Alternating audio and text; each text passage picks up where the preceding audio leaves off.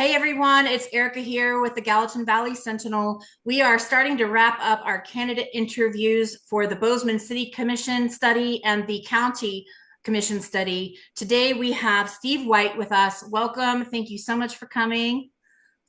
Thank you, Erica, for doing all the hard work for all the candidates, and I really appreciate the opportunity to present some information on your site.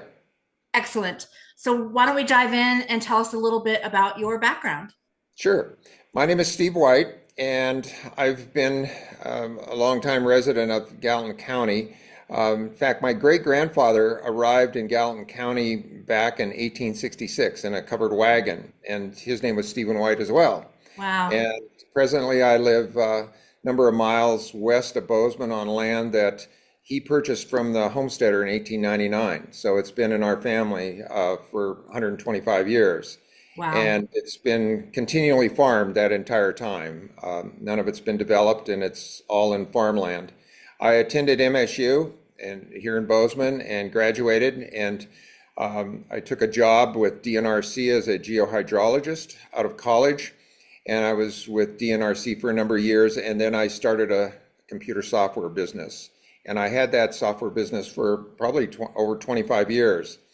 And while I was doing that for a number of years, I served on a lot of county boards. One was the County Board of Adjustments, which is a pretty important board. And then in 2006, I ran for the county commission seat for Gallatin County, and I won. And I served as a Gallatin County commissioner from 2007 through 2018. And so there was 2 terms that I served. And I believe that my background in the rural environment and technology environment and in government environment and ground and surface water lends a lot of expertise. I think that it would be beneficial to being a member of the study commission board. So you've been in politics before, a lot of experience with that realm. What has motivated you to run for the study commission this time and committing 2 years to do this kind of Well, work? the study commission is an important commission, and the last time I'm pretty sure the last time that they had one for the county was in, I think, mid 90s. And ironically, my dad, who also had been a county commissioner one time, served on that board back in 95. And I went to a lot of those meetings, and so I understand what it is that they have to accomplish. And the study commission is a unique commission, and it's really defined in Montana Constitution, the 1972 Constitution, Article 9 and Article 11, I mean. And it is also in detail defined in Montana Code Annotated in Title 7. And so the expectation of some people that would be interested in reviewing the county form of government, sometimes people think that they can do a lot more than what really is possible. And there are some very specific things I think that people may be thinking about. Mhm. 55% of the voters in Gallatin County voted in favor of forming a study commission that's going to meet over the next year. And that translated in the June primary to about 13,000 voters. I'm very interested in being a component, a part of those meetings, and hearing from those citizens that wanted to do some sort of review. I would enter into this arena with no agenda. I don't have any this list of things that need to be done. I'm just would be a member of the 7-member board just to hear from the citizens and hear their concerns and things that can be changed. And ultimately, that is something that would be given back to the voters for their consideration in another year. But it would there'd just be a lot of meetings, a lot of public meetings. And I really am truly interested in hearing from the citizens, because 55% of them, of the voters, said that they would like to see a study done at a county level. And I'm just interested to hear what their intentions or comments are on that. Yeah, I think probably a lot has changed since the last study, and there's a lot more people here. There's a lot of change going on in the valley. So if you are elected, what are some things that you hope your group will cover as like broad line topics? Well, there's a lot of things that could be considered and that go into the form of government. If you look at surrounding counties, and when I was a county commissioner for 12 years, I had a lot of interaction with county commissioners from all over the state, and other counties have different forms of government. Just across the divide here, or the mountains, we have Madison County.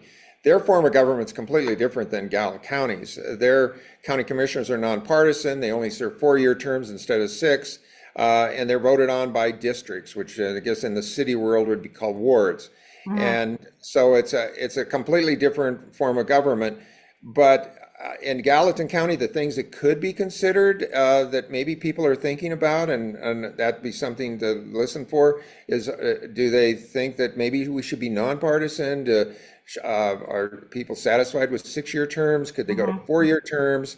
Would they be voted on by district? Because to be a county commissioner, you have to live in one particular third of the county for up to 2 years Mhm. minimum to be able to run. But right now, when you run for that office, you're voted on countywide. If you went by districts, only the people that are in the district that you live in would be voting for you. So is that something that they're thinking about? I don't know. I don't have any real agendas to make any changes, but based upon the comments that would be received during those meetings, Yeah. would provide a basis for giving to the voters in 2025, I think it is, that these would be the things that they could consider changing. So that the study commission doesn't have the power to make changes. The Right. study commission is just there to put together a list of things that the voters could vote on, that after a year, this is the things we heard. And so you would see it on your ballot that these are the things that we heard in the year that we were serving. And do you agree with these changes? Mhm. But one thing that could be done is that the study commission could vote against giving the voters anything to vote on. That does happen sometimes. And there are many times, and I think it was uh, there's been a lot of different counties that have done this, that they have the study commission for a year, put together this list of things for the voters to vote on, and the voters voted down. And so Yeah. after 12 months of meetings, they did the best they could, and they gave the voters some items to vote on, and the voters didn't agree with that, and so they voted down those changes. So those are the things that really I think could be considered, some of them. Now, another thing that's really important, and it was really a valuable thing that when you hosted a forum on this, that you had Dan Clark from the MSU Extension Service who talked about what this process is all about. Yeah. And I think your website probably has that We do. his presentation. And for citizens that want to be engaged in this process, that is a very, very valuable forum that he gave, presentation, and I would encourage people to watch that. Everybody can learn from Dan Clark because he has a great deal of expertise in that, and it's all non-biased, it's not political. It's just that this is what it's all about, and these are the things that could be done at the city level or the county level or whatever. So at the county level in Gallatin County, you have 7 members that are on the ballot that are to be voted for. The city, I think, has 5, and then I think the only other city in Gallatin County that had anybody that they voted in favor of a study commission was West Yellowstone, and they ended up with only 2 people signing up for 3 positions. So Yeah. that's going to be a little interesting. But for Gallatin County, there's a long list, and a lot of good names on that list, and so I think it's going to be a great experience for the next 12 months. Great. And I think it's interesting that you say that, that we have this opportunity to engage the public and to help them learn. Do you think that the public is fully aware of what this opportunity is? That's what the Gallatin Valley Sentinel is all about, is trying to create a platform where residents, not Democrats or Republicans, can come, but everyone can come and learn about this unique opportunity. And so it is on our website, and people can go and watch that back and learn a little bit more and see Dan's presentation. But uh, do you think that people are as aware of this study commission as they could be? That's what I, they're trying to do. it seems to be in the news, but Yeah. the details behind it really isn't in the news. I appreciate greatly that the Sentinel is involved and engaged in this because it's a very important thing for people to kind of zero in on Yeah. and be part of. But when I went to the study commission meetings in 95 or 94, I guess it was, in 95, a lot of the people that came to those meetings came with misconceptions as to what the study commission was there to do. Mhm. They had different things that they wanted to see changed that they were frustrated with. Could be zoning, could be subdivisions, could be things that the county commissioners just do in their normal course of their fiduciary duties. But the study commission is not dealing with that. There are some things that can affect the county that the legislature does, some things that the county commissioners do. And also the study commission also has, it's not just dealing with just the county commissioners, it's the county government as a whole. And so there are probably things that I haven't even thought about that could be considered. But I think a lot of people may initially come to these meetings thinking that maybe there's some things that could be done, differently at the county level, that maybe that frustration is better aimed at the county commissioners or the legislative process or whatever. Mhm. But again, it's all well defined, and I think probably at every meeting, if I were on the board, I would want to make sure that the public that are there kind of understand the limitations of what we're there for. Again, we're there for, the limitations put forth in our Montana Constitution in Article 11, and then also in MCA Title 7. And that lays it out, but nobody wants to go and read that, I'm sure. I mean, it's not the easiest read.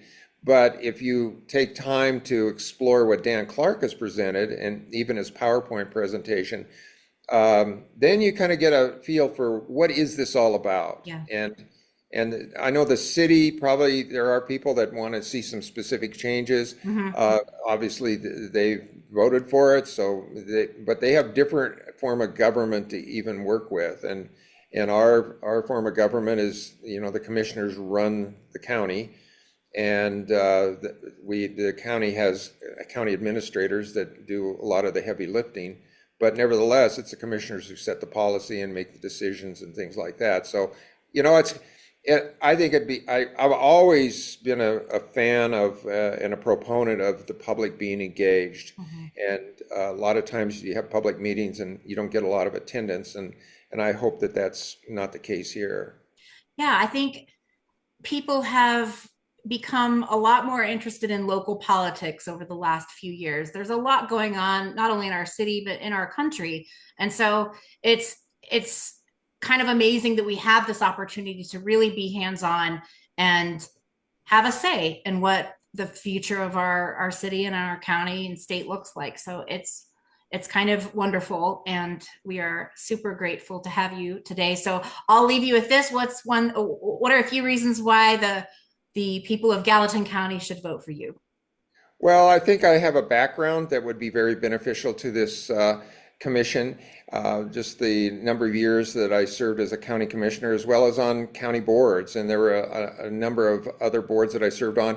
After leaving the county commission office, I also served for a couple of years on the Gallatin County Conservation District, which is not it was an elected position that I was appointed to, and that's kind of parallel to being a county commissioner. So I would hope that for folks and the voters that are looking at the list of people to vote for, that they would consider my background and my experience in just in the rural sector by, living on farmland that our family's owned for 125 years. And then as in the hydrology world, the water resources, et cetera. And then my 20 years that I've served on county boards. And then just the technology side. I think I bring a wide range of expertise to benefit this process. Again, I'm not running for any particular agenda. I've always been someone that wants to hear from the public.